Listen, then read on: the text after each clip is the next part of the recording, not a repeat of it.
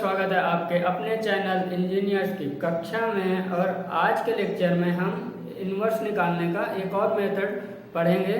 Previous lecture में हमने Gauss Jordan method से इन्वर्स को निकालना सीखा था। अब इस लेक्चर में हम उसका ही एक और क्वेश्चन को सॉल्व करेंगे। गॉस जॉर्डन मेथड से हम एक और क्वेश्चन को हम सॉल्व करके इन्वर्स निकालना सीखेंगे। ठीक है, प्रीवियस लेक्चर में मैंने आपको एक एग्जांपल बताया था, बट थोड़ा सा मिस्टेक उसमें था। बट आज मैं एक ही क्वेश्चन लेके आया हूँ जो कि आपके एकेडमिक में भी काफ़ी बार पूछा गया है, कंपटीशन के एग्जाम में भी आया है और गेट जैसे कॉम्पिटिटिव एग्जाम में भी पूछा गया है। ठीक है, तो इसको हम सॉल्व करना सीखेंगे। अब इन्वर्स निकालने के हमको कितने तरीके पता है? 2 तरीके पता है अभी तक, जिसमें हम एक तो तरीका हमारा था जिसमें हम एडजॉइंट निकालते थे, फिर डिटरमिनेंट निकालते थे, उससे हम इन्वर्स को फाइंड करना सीखते थे। बट इसमें अब हमने जो प्रीवियस लेक्चर में हमने गॉस जॉर्डन मेथड पढ़ा था उससे हम इन्वर्स को निकालते हैं। अब इसमें आप ये देखिएगा, इसको हम कितनी आसानी से और कितनी जल्दी इससे हम इन्वर्स फाइंड कर लेंगे। ठीक है, और इसमें मैं आपको एक एक स्टेप को सॉल्व करना बताता हूँ। ठीक है, तो अब गॉस जॉर्डन मेथड हमारा क्या था, उसमें हमको क्या बताया था कि a इक्वल टू क्या होता है हमारा i इंटू ए होता है। ठीक है, इसको हम इस फॉर्म में सबसे पहले क्या करेंगे, रिप्रेजेंट कर लेंगे, इससे हम इन्वर्स फाइंड कर पाएंगे। ठीक है, तो इस जैसे हमारा ये a मैट्रिक्स है, अब हमारे इधर हम क्या लिखेंगे, आइडेंटिटी लिखेंगे। क्या लिखेंगे? आइडेंटिटी 1 0 0 0 1 0 0 0 1 और इंटू ए। अभी मैं आपको आगे बताऊंगा इससे हम इन्वर्स कैसे निकालेंगे। ठीक है, तो अब इसमें हम क्या करना है, मैंने आपको प्रीवियस लेक्चर में बताया था, इसको जो हमारा LHS है इसको हमको राइट साइड आइडेंटिटी के जैसे बनाना है। इसमें हमको बेसिकली आइडेंटिटी बनाना है। ठीक है, इसमें हम कुछ एडिशन करेंगे, कुछ सब्ट्रैक्शन करेंगे, कुछ मल्टीप्लाई। अब जो करना है बस रो और कॉलम की हेल्प से हम इसको आइडेंटिटी बनाना सीखेंगे, जिससे हमारा इधर आइडेंटिटी आ जाएगा। और हम क्या जानते हैं कि जो इसमें चेंजेस हम करेंगे वही चेंजेस हम इसमें भी करेंगे। ठीक है, तो आई होप आपको ये बात याद होगी। अब हम सॉल्व करते हैं। सबसे पहले हमको आइडेंटिटी बनाने के लिए क्या करना है, तो इसमें हम ये देखते हैं कि अगर हम R2 और R3 को ऐड कर लें और उसमें हम R1 में सब्ट्रैक्ट कर दो तो हमारे कुछ क्वेश्चन को मतलब आइडेंटिटी के फॉर्म में रिप्रेजेंट करने में आसानी होगी। तो अब एक बार हम करके देखते हैं कि इससे हमारा क्या चेंजेस आएगा। तो इससे हमारे क्या करना है, हमको R1 में हम क्या करेंगे, R1 minus R2 plus R3 करना है। ठीक है, तो अब हम इसको चेंज करके देखते हैं। तो इसमें हमको क्या करना है, तो अब देखते हैं हम इसमें क्या क्या चेंज होते हैं। सबसे पहले क्या करें, R2 प्लस R3 करेंगे तो 1 प्लस 1 क्या हो जाएगा, 2 हो जाएगा। तो 3 में 2 को सब्ट्रैक्ट करेंगे तो क्या आ जाएगा, 1 आ जाएगा। अब इसमें क्या करेंगे, 1 प्लस 1 क्या हो जाएगा, 2। अब 2 में 2 को सब्ट्रैक्ट करेंगे तो 0 आ जाएगा। अब 2 प्लस 3 करेंगे क्या आ जाएगा, 5। तो यहाँ पे आ जाएगा 0। ठीक है, अब हमको चेंजेस किसमें करना था, R1 में, बाकी हम एज इट इज लिख देंगे और किसी में कोई चेंज नहीं करेंगे। अब यही चीज हम RHS में भी करेंगे, इधर भी चेंज करेंगे। जो हमने इधर लगाया है फार्मूला, वही इक्वेशन हमने लगाई वही इधर भी लगाएंगे। तो R2 प्लस R3 करेंगे तो 0 प्लस 0 0 हो जाएगा। 1 में सब्ट्रैक्ट करेंगे तो 1 ही आएगा। अब 1 प्लस 0 क्या हो जाएगा, 1 हो जाएगा। 0 में सब्ट्रैक्ट करेंगे तो क्या आ जाएगा, -1 आ जाएगा। 0 प्लस 1 करेंगे क्या आ जाएगा, 1 आएगा। और 0 में सब्ट्रैक्ट करेंगे तो -1 आएगा। अब इन R2 और R3 को एज इट इज हम लिख देंगे। ये हमारा इंटू में ए हो गया। ठीक है, अब हम क्या करेंगे, अब देखिए हमारे क्या, अब यहाँ पे हमारे 3 की जगह 1 तो आ गया, कुछ हम आइडेंटिटी की तरफ बढ़ रहे हैं।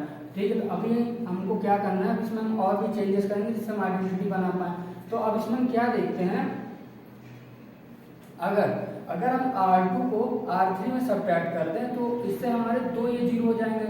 वही आइडेंटिटी की तरह कुछ रिप्रेजेंट होने लगेगा। तो एक बार ये भी करके देख लेते हैं, आगे करते हैं। क्या करेंगे, R3 में R2 को माइनस कर देंगे। ठीक है, तो क्या आएगा हमारा,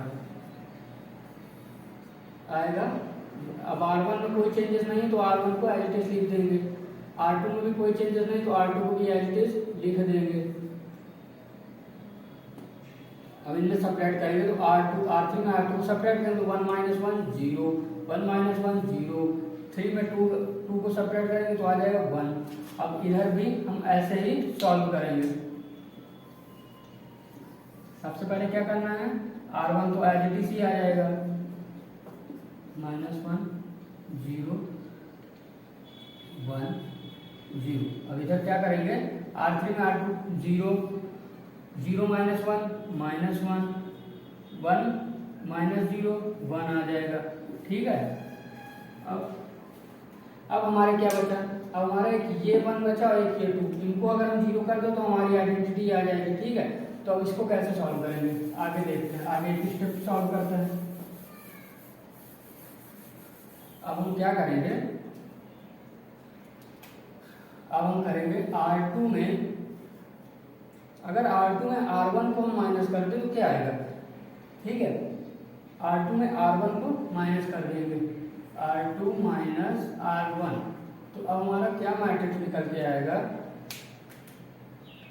तो R1 में तो हम कोई चेंज कर नहीं रहे हैं, तो R1 एज इट इज 1 0 0। अब क्या कर रहे हैं, R2 में R1 को सब्ट्रैक्ट कर रहे हैं, तो 1 1 0 1 आ जाएगा। अब यहाँ पर 2 - 0 2 आ जाएगा। अब इधर हमारा 0 0 1 एज, ठीक है। अब इधर हम ऐसे ही यही लगाएंगे, तो R1 में कोई चेंज नहीं, तो 1 -1 आ गया -1। अब इसमें क्या करेंगे, R2 में R1 करेंगे तो 0 0 1 और माइनस माइनस से हमारा क्या हो जाएगा। अब इसमें हम क्या करते हैं, अच्छा इसको R1 को माइनस करना है, ठीक है। तो अब इसमें क्या करेंगे, 0 -1 -1 1 1 है, और ये ऊपर वाला ये माइनस माइनस प्लस हो जाएगा, तो ये आ जाएगा हमारा 2। अब 0 माइनस माइनस प्लस हो जाएगा, तो ये आ गया हमारा 1, ठीक है। अब ये एज इट इज, थोड़ा सा ध्यान से क्वेश्चन को सॉल्व कीजिएगा।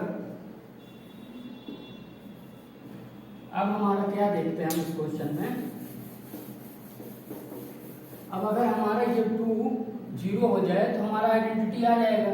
तो अब इसको हम क्या करेंगे, अब इसमें हम करेंगे क्या कि इसमें हम 2 का मल्टीप्लाई करके इसको सब्ट्रैक्ट कर दें, तो अब हमारा 0 आ जाएगा, है ना।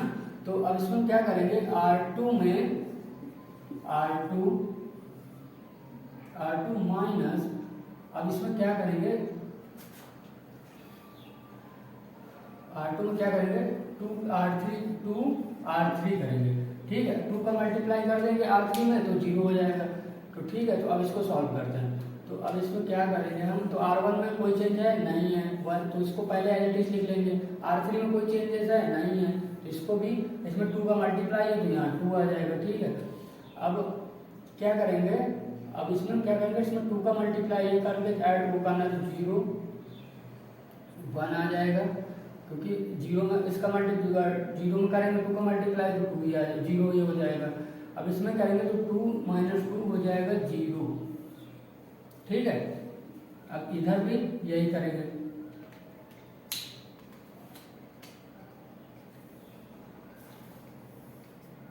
यहाँ सॉरी वो नहीं होगा क्योंकि हमने मल्टीप्लाई करके चेंज R2 में किया है, ठीक है।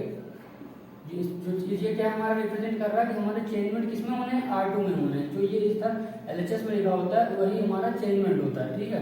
तो अब इसमें क्या करेंगे, ये हमारी R1 को एज इट इज -1 माइनस, अब इसमें R2 में चेंजमेंट करना है तो 2 का मल्टी 0 में 2 का मल्टीप्लाई करेंगे तो 0 ये आ जाएगा, तो -1 वैसे ही लिखा रहेगा। अब इसमें 2 का मल्टीप्लाई करेंगे तो -2, अब ये 2 है, ठीक है। तो 2 और इसमें -2 हो तो प्लस हो जाएगा, तो 4 आ जाएगा, ठीक है। अब इसमें 2 का मल्टीप्लाई करेंगे, 1 - 2 कितना हो जाएगा, -1 हो जाएगा, ठीक। अब यहाँ आ जाएगा 0 -1 और 1, ठीक है, और इनटू a। अब ये हमारा आइडेंटिटी आ गया, ठीक है, यही करते थे ना। तो अब हमारा ये हमारा जैसे एक मान लेते हैं, ये मैट्रिक्स हमारी क्या है, P मैट्रिक्स है, ठीक है। और ये हमारा क्या, अब ये क्या निकल के आया, ये हमारी है I और ये है इनटू में A, यही लिखा है ना। ये हमारी क्या है, आइडेंटिटी मैट्रिक्स बन गई। ये हम मान लिया, हमने P मान लिया, जो हमारा रिजल्ट निकल गया है वो हमने P मान लिया, और ये इनटू में हमारा A था, ठीक है। अब इससे हम इनवर्स, इससे हमको क्या पता चलता है कि इनवर्स हमारा क्या है, ठीक है। तो इनवर्स हमारा क्या है, तो अब इस फार्मूला को हम ऐसे अगर लिख लें कि I = P.A, ये हमारा किसका फार्मूला होता था, ये हमारा फार्मूला होता था गॉस-जॉर्डन मेथड। ये मैंने प्रीवियस लेक्चर में आपको बताया है, ठीक है। तो इसको अगर हम सॉल्व करते थे एक स्टेप तो क्या आता था, आई के नीचे ए आ जाता था पी और ये हो गया I into A inverse is equal to P. तो आई की वैल्यू क्या होती है 1 होती है, तो ए इनवर्स हमारा क्या होता था पी। तो ये हमारा इसमें पी क्या है, इसमें पी हमारा ये मैट्रिक्स था, तो ये हमारा जो है यही हमारा आंसर होगा, तो यही हमारा इनवर्स की वैल्यू है। अभी मैंने आपको एक स्टेप सॉल्व करके बताया, इसलिए आपको थोड़ा सा मेथड लेंथी लग रहा होगा, मगर जो हमारी इक्वेशन हम लिखते थे बीच बीच में ना, इसको आप कंबाइन करके भी एक साथ लिख सकते हैं। जैसे आपको पता है कि इसके बाद हमको ये स्टेप सॉल्व करना है, थोड़ा सा क्वेश्चन इजी हो जाएगा। जैसे मैं अगर सॉल्व करूँ तो 2-3 स्टेप में ये क्वेश्चन सॉल्व हो जाएगा, क्योंकि ये अभी मैंने आपको बताने के लिए ये इक्वेशन एक इक्वेशन लिख के मैंने आपको पहले सॉल्व करके रिजल्ट दिखाया, फिर आगे इक्वेशन लिखी फिर रिजल्ट दिखाया, तो उससे यह है कि आपको समझ में आ जाएगा होगा।